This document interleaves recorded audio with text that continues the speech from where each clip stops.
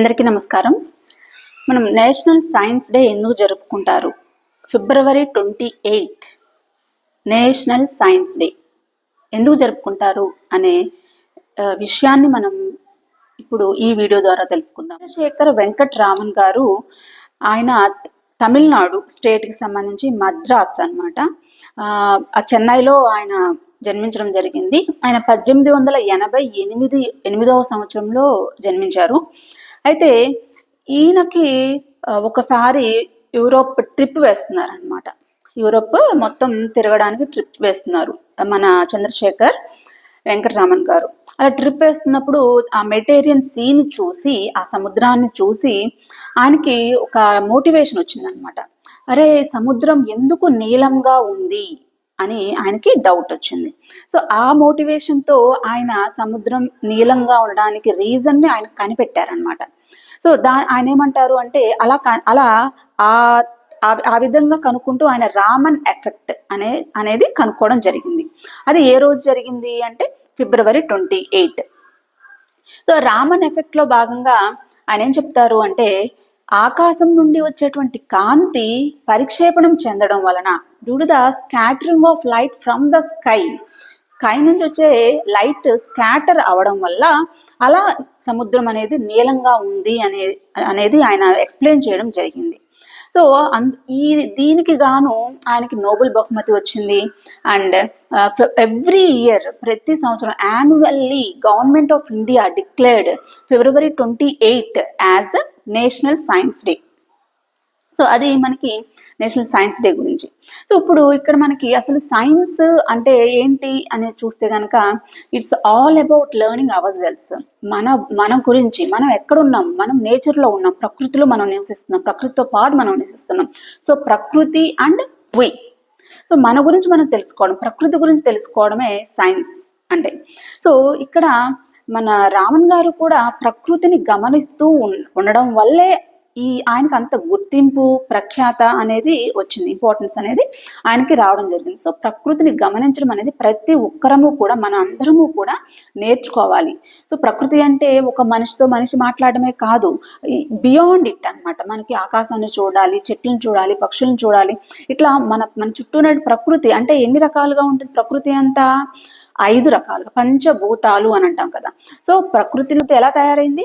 పంచభూతాలతో తయారైంది. వీటితో భూమి, నీరు, అగ్ని, వాయువు అండ్ ఆకాశం. సో ఇట్లా 5 మూలకాలతోనే తయారైంది. మనకి ఈ 5 అంటే మనం కూడా ప్రకృతిలో మనం కూడా ఉన్నాం కదా. ప్రకృతి ఎలా తయారైంది అంటే మనం కూడా వాటితోనే తయారయ్యాం, పంచభూతాలతోనే మనం కూడా తయారయ్యాం అనమాట.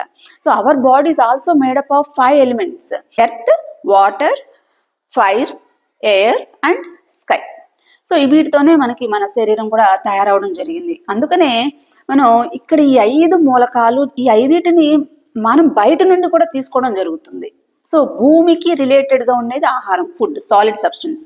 సాలిడ్స్ అంటే ఘన పదార్థాలు. మనం ఏదైతే ఘన పదార్థాలు తీసుకుంటున్నామో, అన్నము, కూర, ఇవన్నీ కూడా భూమికి రిలేటెడ్గా ఉంటుంది. భూమి తత్వాన్ని మనలోకి మనం తీసుకున్నాం. సో ఆ భూమి తత్వాన్ని మనలో కూడా ఉంది కాబట్టి, ఎప్పుడైతే మనం ప్యూర్ ఫుడ్ తీసుకున్నామో, హెల్దీ ఫుడ్ తీసుకున్నామో, అప్పుడు మనలో ఉన్నటువంటి ఎర్త్ ఎలిమెంట్ అనేది ప్యూరిఫై అవుతుంది. And next water element. మనలో వాటర్ అనేది 70% ఆఫ్ వాటర్ ఉంది. సో మనం తీసుకునే వాటర్ కూడా ప్యూర్గా ఉండాలి. సో ఆ వాటర్ అంటే సఫిషియెంట్గా ఉండాలి. మన శరీరానికి తగ్గట్టుగా మనం ఆ వాటర్ని కూడా తీసుకోవాలన్నమాట. అలాగే వాటర్ బాత్ మనం చేస్తాము. సో శరీరానికి వాటర్ బాత్ కూడా అవసరం. సో అట్లా మన వాటర్ ఎలిమెంట్ని మనం ప్యూరిఫై చేసుకోవచ్చు. And next fire element. ఈ ఫైర్ ఎలిమెంట్ను కూడా మనం ప్యూరిఫై చేసుకోవాలి. సో ఏ విధంగా? ఫైర్ ఆల్రెడీ మన బాడీలో ఫైర్ ఎలిమెంట్ అనేది ఉంది. ఆ ఫైర్ ఎలిమెంట్ లేకపోతే మనకు డైజెషన్ అనేది జరగదు. సో అది బయట నుండి మనం ఎట్లా ఫైర్ ఎలిమెంట్ని మనం ప్యూరిఫై చేయాలి అని అంటే sun bath. So sun bath, సూర్యరశ్మికి మనం శరీరాన్ని తగిలేలా మనం చూసుకోవాలన్నమాట. సో అలా సూర్యరశ్మి మన శరీరం మీద పడడం వల్ల మన బాడీ అనేది ఛార్జ్ అవుతుంది. సో అలా రొటీన్ లైఫ్లో ఆ బాడీ వీక్ అవ్వకుండా మనకి స్ట్రెంగ్త్ని, ఎనర్జీని ఇచ్చేది మనలో ఉన్నటువంటి ఫైర్ ఎలిమెంట్. అండ్ మనం బయట నుంచి కూడా సన్ బాత్ చేయడం వల్ల ఆ ఫైర్ ఎలిమెంట్ని మనం ప్యూరిఫై చేసుకోవచ్చు. అండ్ నెక్స్ట్ ఫైర్ ఎలిమెంట్ తర్వాత గాలి, వాయుతత్వం.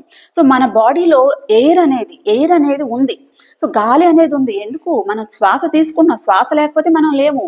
సో ప్రాణవాయువు అంటున్నాం. సో ప్రాణవాయువు మనం తీసుకున్నాం, గాలి అనేది తత్వం మనం తయారయ్యాం, గాలి తత్వంతో మనం తయారయ్యాం.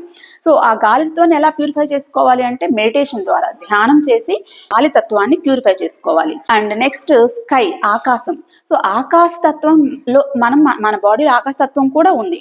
సో ఆ ఆకాశ తత్వాన్ని ఎలా ప్యూరిఫై చేసుకోవాలంటే స్పేస్ అనేది ఉంటుంది, ఒక పార్ట్కి ఒక బాడీ పార్ట్ ఇంకో పార్ట్ లోపల అంతా స్పేస్ అండ్ ఖాళీ అనేది ఉంటుంది. అది లేకపోతే ఈ మూమెంట్ అనేది ఉండదు, ఇవన్నీ మూమెంట్ ఉండవు, గట్టిగా అలా ఉండిపోతాయి. సో ఈ మూమెంట్ ఇలా ఉంది అంటే లోపల స్పేస్ అనేది ఖాళీ అనేది ఉందన్నమాట.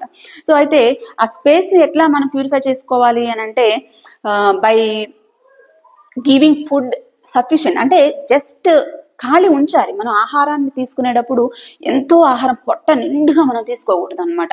సో స్పేస్ ఖాళీ ఉంచాలి, ముందుగానే మనం ఫిట్ చేసేయాలి తినడం అనేది. కొంచెం ఓకే నాకు సఫిషియెంట్ అయింది అనుకున్నప్పుడే, అలా కాకుండా మనం ఏది పడితే అది వేసేసేస్తే బాడీకి పొట్ట నిండుగా ఇక నాకు ఇంకా అసలు ఊపిరాడతల్లా అన్నంతగా మనం తినకూడదు అనమాట. అలా తినడం వల్ల ఏమవుతుంది, మనలో ఉన్నటువంటి స్పేస్ తత్వం అనేది ఇంప్యూర్ అయిపోతుంది. సో అలా స్పేస్ ఉంచడం వల్ల ప్యూర్ అవుతుంది అనమాట. సో ఈ విధంగా మనం ఆ అన్ని మూలకాలని, మన శరీరం ఏ విధంగా అయితే పంచభూతాలతో తయారైందో మనం బయట నుంచి కూడా ఆ పంచభూతాలు మన శరీరానికి అప్లై చేసుకోవాలి. సో అట్లా అప్లై చేయడం వల్ల మనం హెల్తీగా, ఆరోగ్యంగా ఈ ప్రకృతిలో మనం నివసించవచ్చు, జాగ్రత్తగా హ్యాపీగా మనం ఆరోగ్యంగా అందరం కూడా ఉండొచ్చు. So thank you so much and happy science day.